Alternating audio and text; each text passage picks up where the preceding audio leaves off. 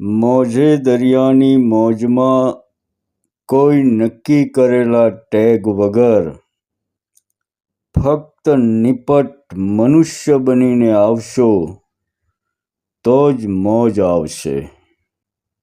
એવા નિપટ મનુષ્ય હશે તો એમાં સંભાવના છે કે મહામાનવ બનવા તરફ એ ગતિ કરી શકે.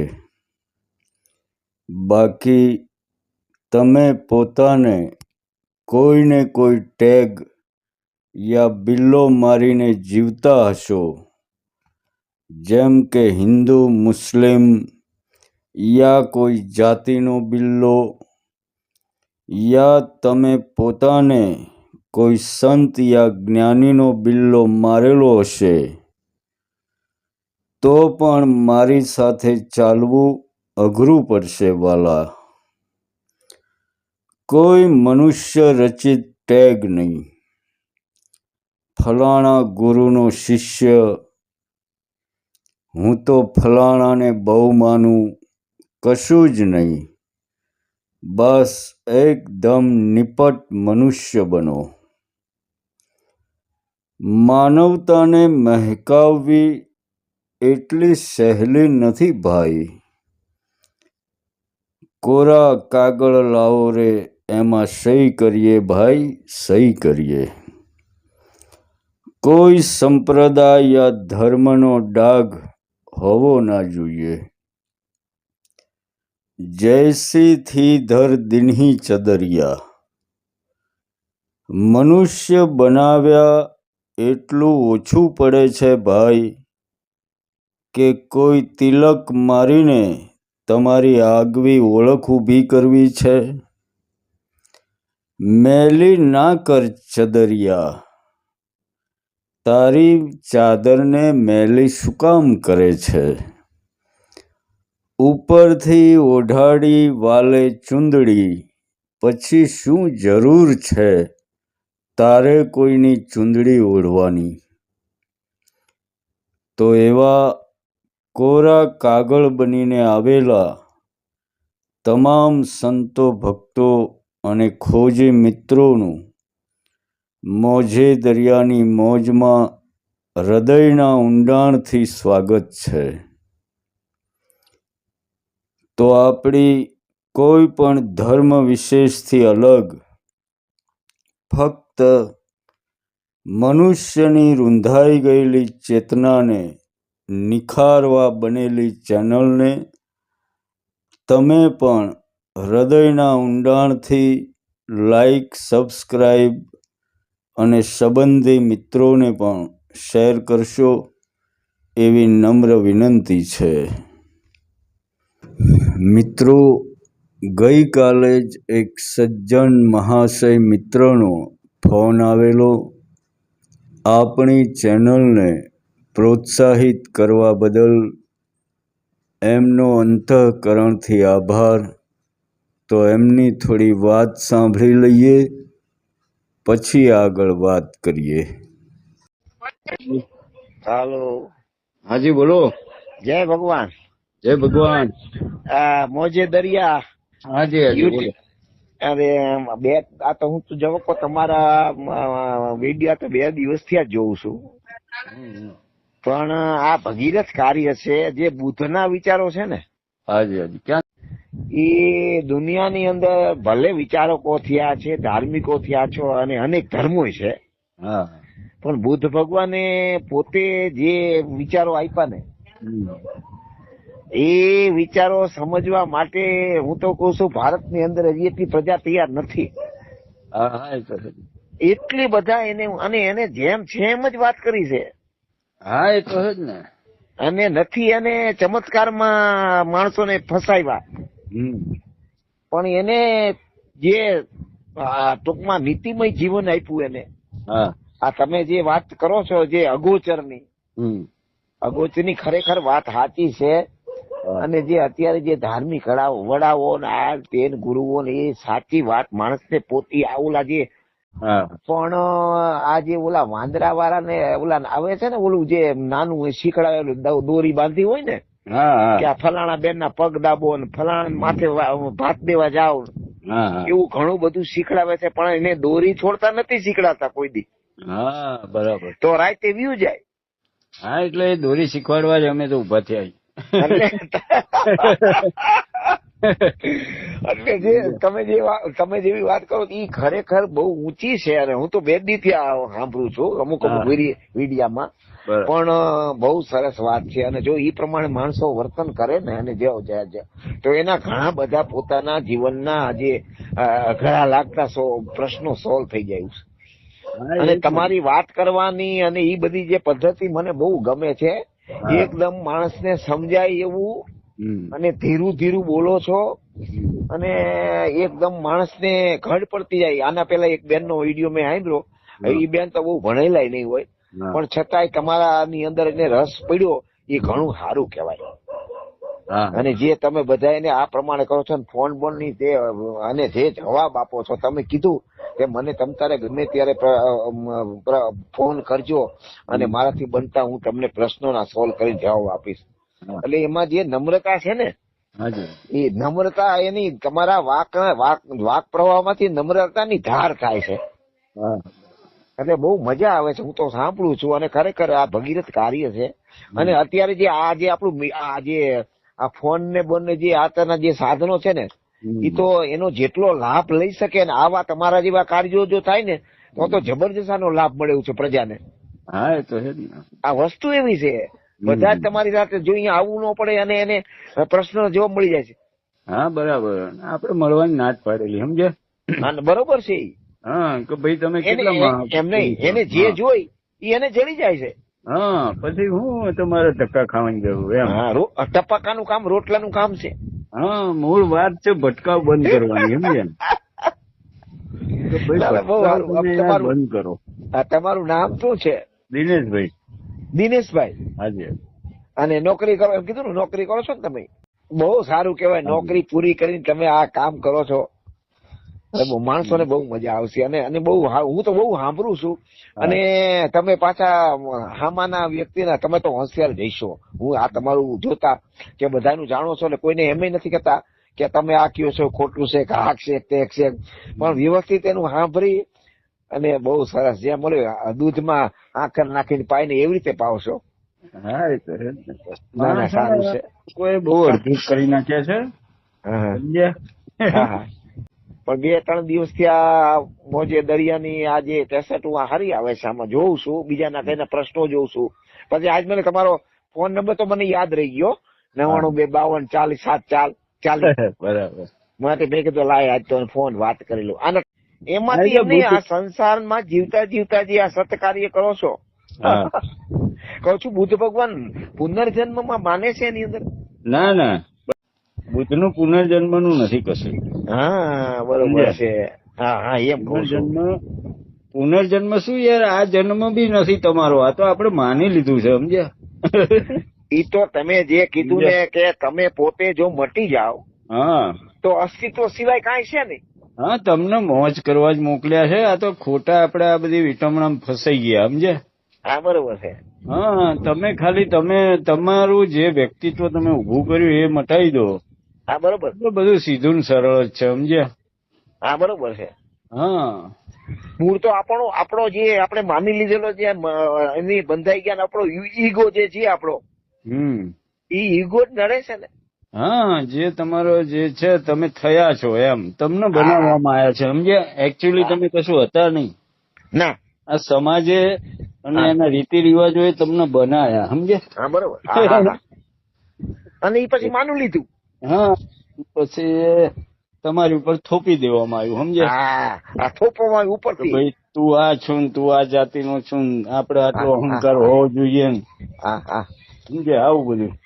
અને તમારા વિડીયોમાં બુદ્ધ ભગવાન નું તસવીર આવે છે. હા મોજે દરિયામાં. આપણે મનુષ્યતાને લગતા જેટલા મહાપુરુષો છે એમની જ વાતો કરીએ, સમજે? હા બરોબર છે. બાકી આ બધા જે કપોળ કલ્પિત વાતો કરનારા છે ને, એમાં મજા ના આવે પછી, સમજે? અરે અમુક કે ભાઈ આમ બાણ માર્યું ને આટલા થઈ ગયા ને, સમજે? બુદ્ધ ભગવાનની તો ઘણી બધી વાતો અને એના ઉપદેશો છે, એનો જીવન ચરિત્ર છે. હા હા આ બરાબર. ચંદ લુવારની આ છેલ્લું એને જમણ લીધું. હા, સંતની બાજુમાં બી તમે ખાલી એનો અવાજ સાંભળો ને તોય તમારામાં કઈક પરિવર્તન થઈ જાય, સમજો.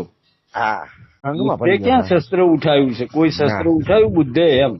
ના ના, એને હા તો વાતો જ કરી છે. હા, એના પ્રેમ, એની કરુણા અને દયાથી જ બધું થયું, એમ. હા, કરુણા મોટી હતી એને, એ બરાબર. વખત આ ની અંદર વસ્તુ જ જબરજસ્ત મોટી છે, કરુણા એમ. હતી. હા, હવે કરુણા અને દયા તમારામાં ના હોય ને તમે તોય પછી, એટલે આપણે શું છે કે મનુષ્યતા સાથે બધું લેવા દેવા છે. કોઈ જાતિ ધર્મ એનાથી હા કશું હા લેવા દેવા નહીં, સમજ્યા સાહેબ?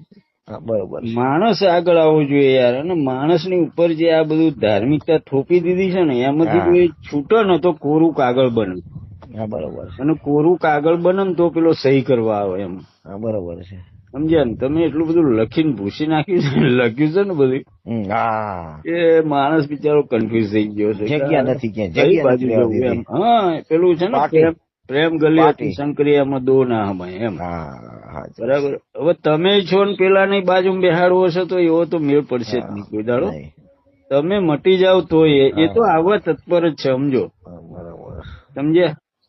અસ્તિત્વ. આત્મા અને આત્મ તત્વ જે અસ્તિત્વની વાત આપણે કરી છે ને, હમ એ એટલું બધું સભર ભર્યું છે. એ તો હમ એની એમાં એવું જગ્યા ક્યાંય ખાલી જ નથી અસ્તિત્વ વગર. એમાં એવું છે સાહેબ કે એ તો તમારામાં ભરાઈ જવા પાણી જેવું છે, એમ સમજો. હા, બરોબર. પાણી જ્યાં જગ્યા મળે ને ત્યાં ભરાઈ જાય.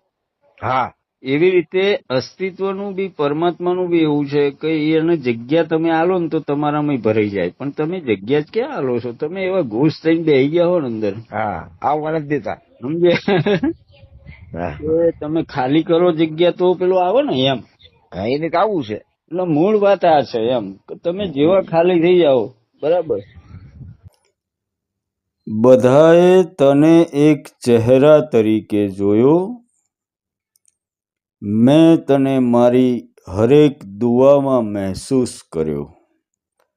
બધાએ તને એક ચહેરા તરીકે જોયો, પણ મેં તને મારી હરેક દુઆમાં મહેસૂસ કર્યો.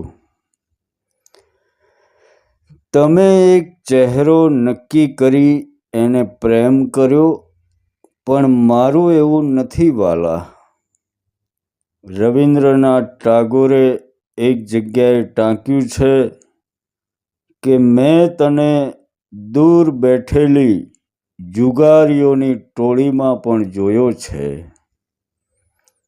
મિત્રો, તમારો પરમાત્મા મંદિરો અને મસ્જિદોમાં કેદ થઈને બેઠો છે, જ્યારે મારો પરમાત્મા સકળ સૃષ્ટિના કણ કણમાં નાચી રહ્યો છે.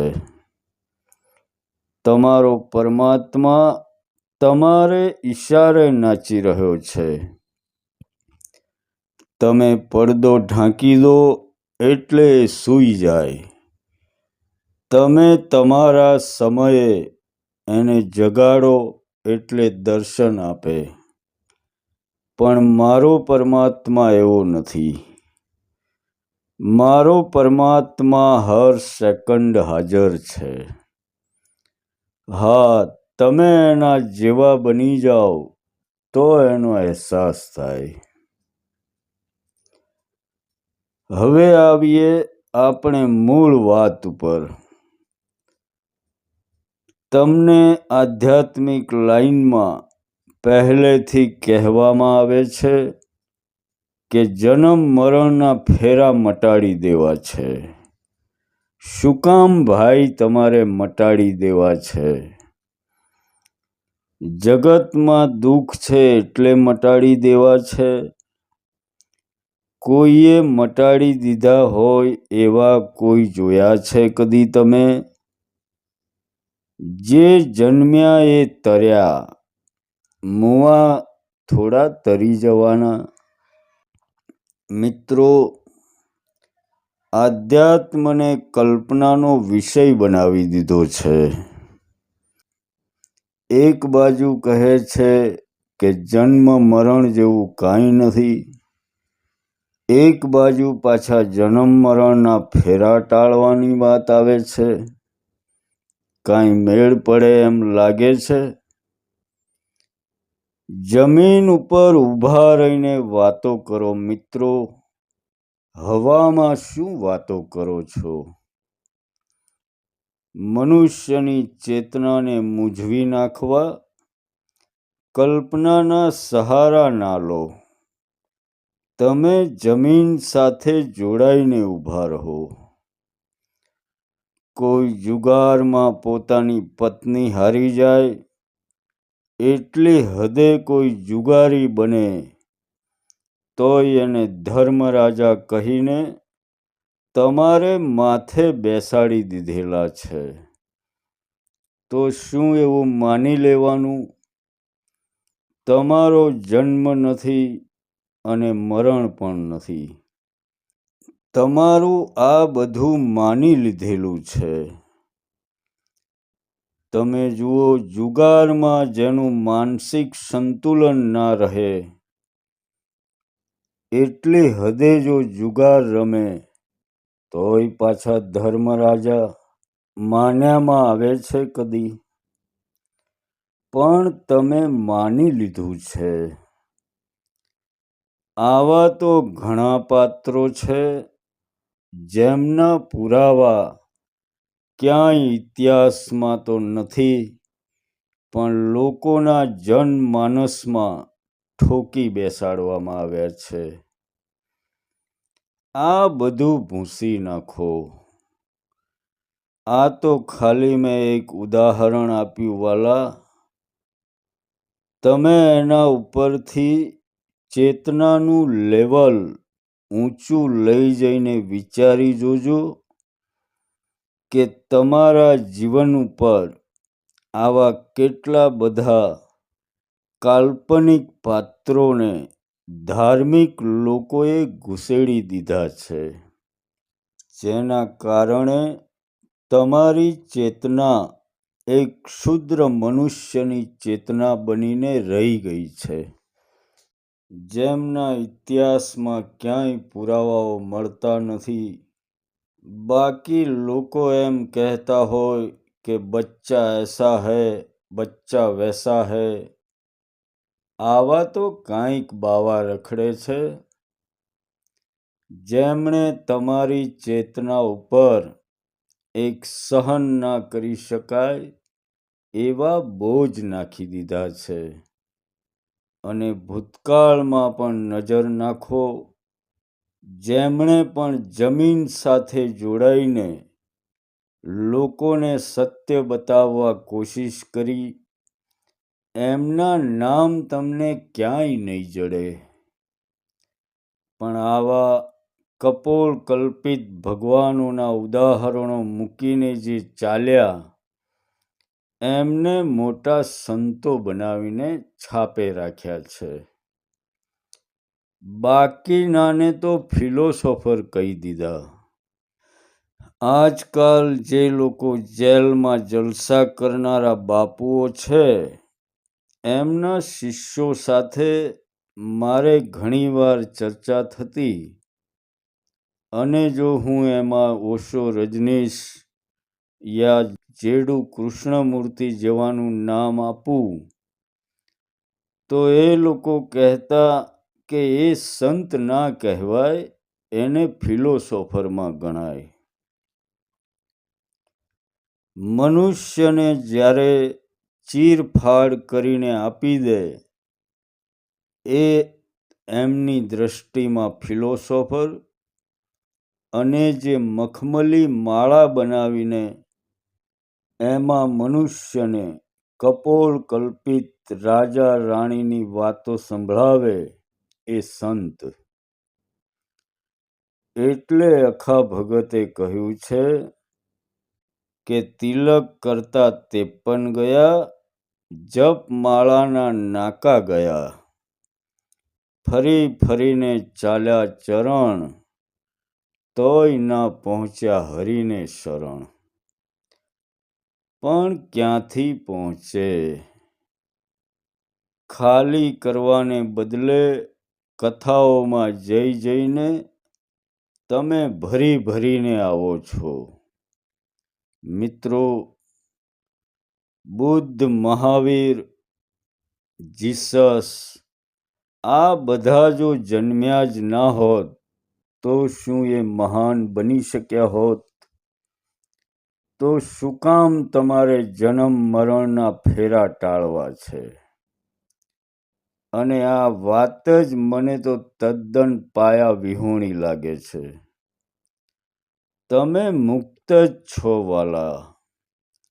બસ જે પણ વધુ પડતા ધાર્મિક બોજ તમે માથે ચડાવી દીધા છે, બસ એને ફેંકી દો.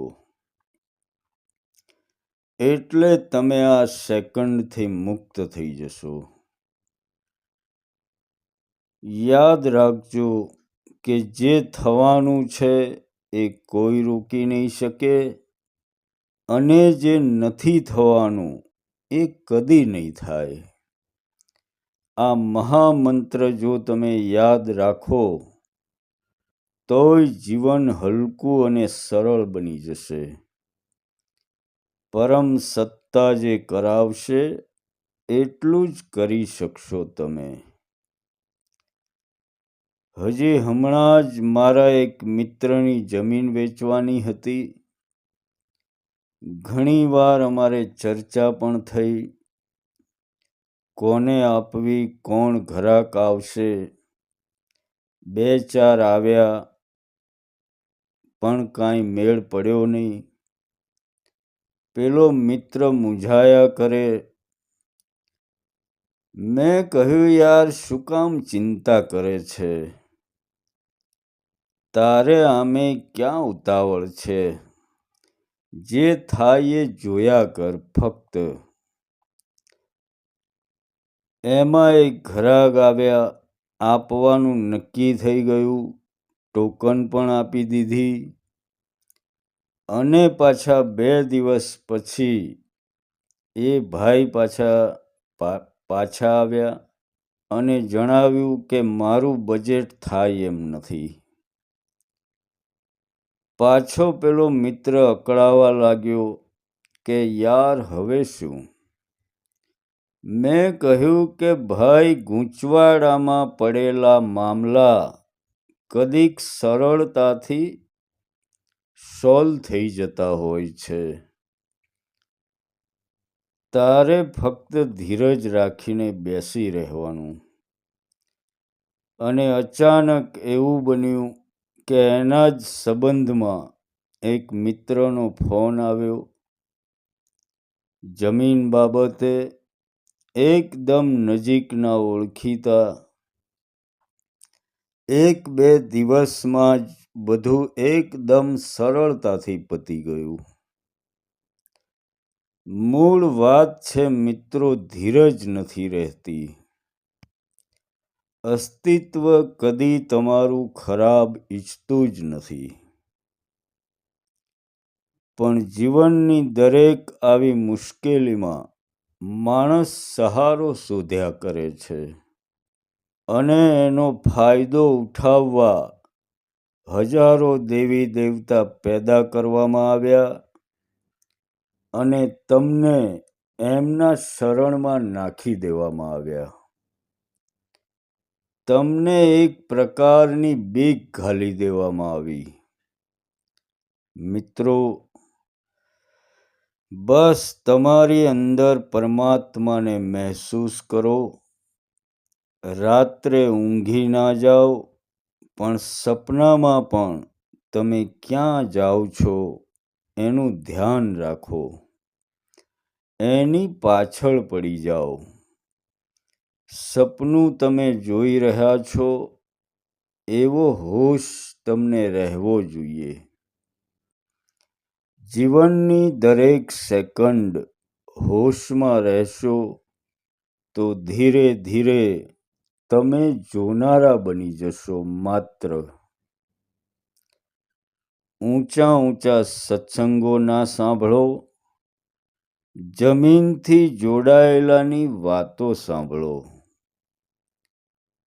મનુષ્ય તરીકે જીવનમાં સુખ શાંતિ અને સરળતાથી કેવી રીતે જીવવું એનું સતત ચિંતન મંથન કરો. જે કાંઈ છે તમારી આજુબાજુ એ તમારું જ માગેલું છે મિત્રો. ફક્ત તમે માગીને ભૂલી ગયા છો અને જ્યારે એ સામે આવે છે ત્યારે તમે ઘણા દૂર નીકળી ગયા હો છો. એટલે તમને લાગે છે કે મારી સાથે આવું કેમ થયું. પણ જો તમે જીવનનું ઝીણું ઝીણું માર્કિંગ કરશો તો સમજાશે કે આ બધું તમારું માગેલું જ હતું. કહેવાય છે ને કે એના દરબારમાં દેર છે પણ અંધેર નથી. હંમેશા યાદ રાખો કે તમારા જીવનની નાનામાં નાની ઘટના પણ કોઈના લીધે કે કોઈના દ્વારા નથી બનતી. એ તમે માગેલું જ હોય છે.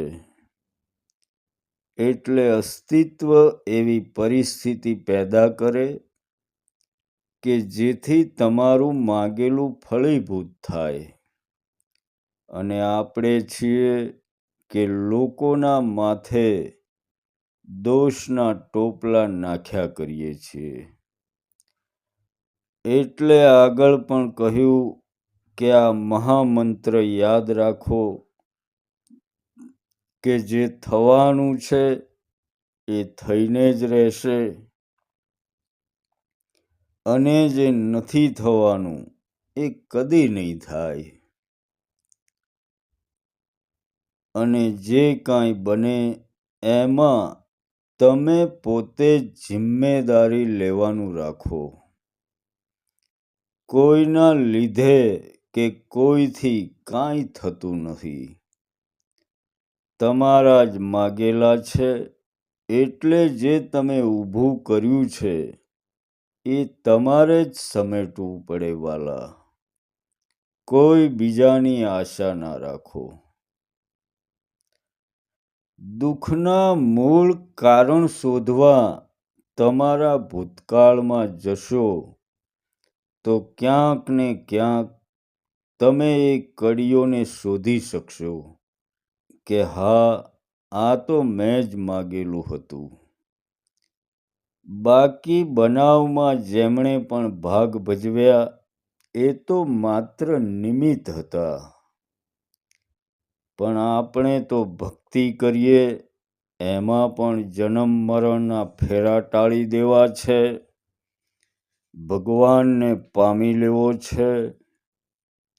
મિત્રો યાદ રાખજો કે મોક્ષની ઈચ્છા પણ તમને બાધા બનશે. આ માર્ગમાં કશું જ જોઈતું નથી.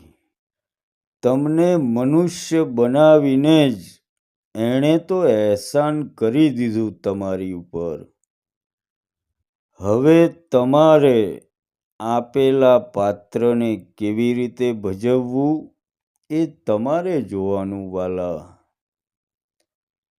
એનું કહેવું છે કે મારી ઘોડીને મારી વાડી રે જીવલડા, મોજું કરવાને તમને મોકલ્યા જીવલડા. મારી ઘોડીને મારી વાડી રે જીવલડા, મોજું કરવાને તમને મોકલ્યા જીવલડા. પણ તમે બધું મારું તારું ને માન મોભા ઊભા કર્યા. મોજ કરો યાર. આટલું સુંદર જીવન આપ્યું છે. 1000 હાથથી બચાવનારો બેઠો છે. પછી શું ચિંતા? તમે કાંઈ ધારો નહીં. તમારા ધાર્યા નથી થતા એટલે તમે દુઃખી થાવ છો. એટલે ભક્તિનું પહેલું પગથિયું છે કે નિપટ મનુષ્ય બનો યાર. કોઈ જાતના જાતિ ધર્મ કે સંપ્રદાયના બિલ્લા વગરના મનુષ્ય બનીને જુઓ, પછી તમે જુઓ કે જીવન મોજે દરિયા લાગશે. તો અંતમાં આધ્યાત્મિક જગતના મૂંઝવતા કોઈ પણ પ્રશ્ન હોય તો ફોન કરીને પૂછી શકો છો.